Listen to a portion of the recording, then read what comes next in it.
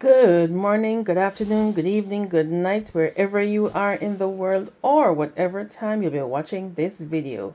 Now, guys, I'm going to bring to you a very disturbing news out of the UK. And this is about three sisters who were found dead in Brighton Beach. Now, the story goes three sisters one early morning, and a tragedy that has left an entire community searching for answers. Now, in the quiet coastal city of Brighton, England, what began as a routine emergency call quickly turned into a devastating discovery. Three women were found lifeless in the sea. Now identified as sisters from London, their deaths have shocked the nation and raised a haunting question. How could this happen to all three of them at the same time? Tonight, we're breaking down what we know, what investigators are saying, and the theories emerging in this deeply emotional case.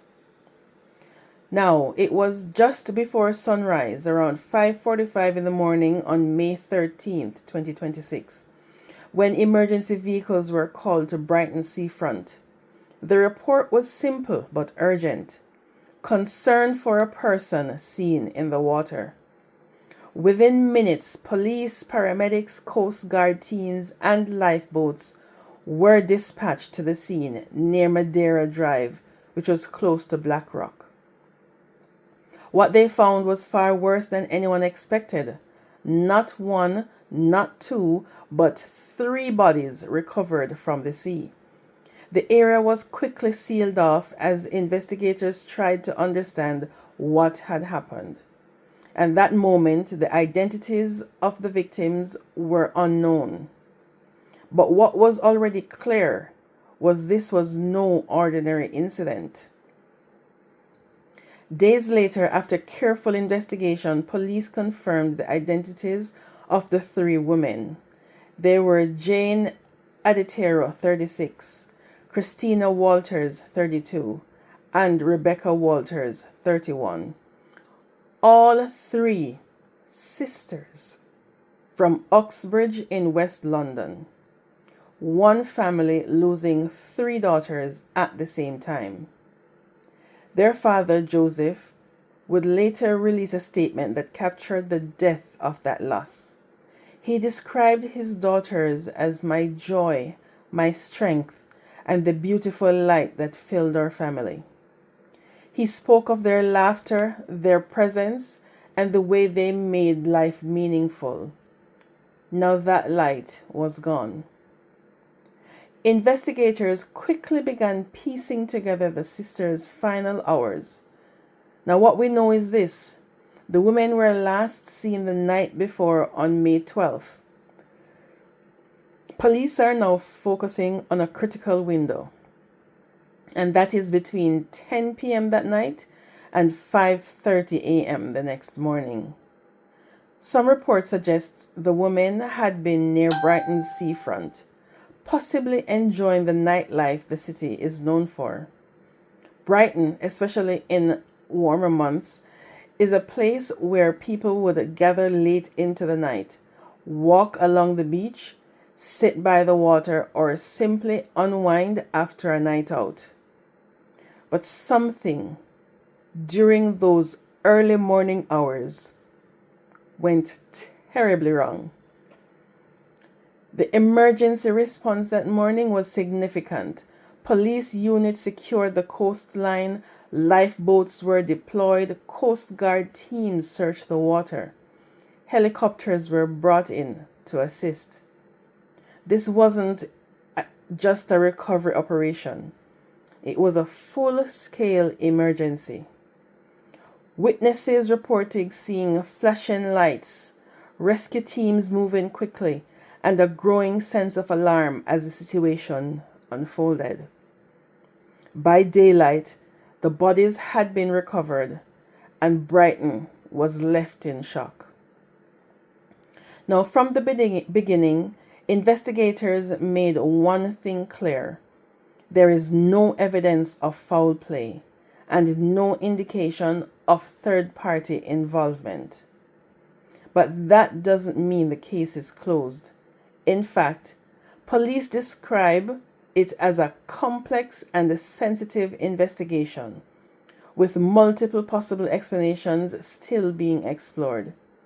So far, detectives have reviewed extensive CCTV footage, conducted enquiries in both Brighton and London, and spoken with businesses and potential witnesses. What's their goal? To understand how all three sisters entered the water and why none of them survived. Now, what could have happened? While police urge the public not to speculate, some possible scenarios have been discussed. One theory involves Brighton's shingle shoreline. Unlike sandy beaches, Brighton's coast has a steep, uneven drop where the seabed can suddenly fall away.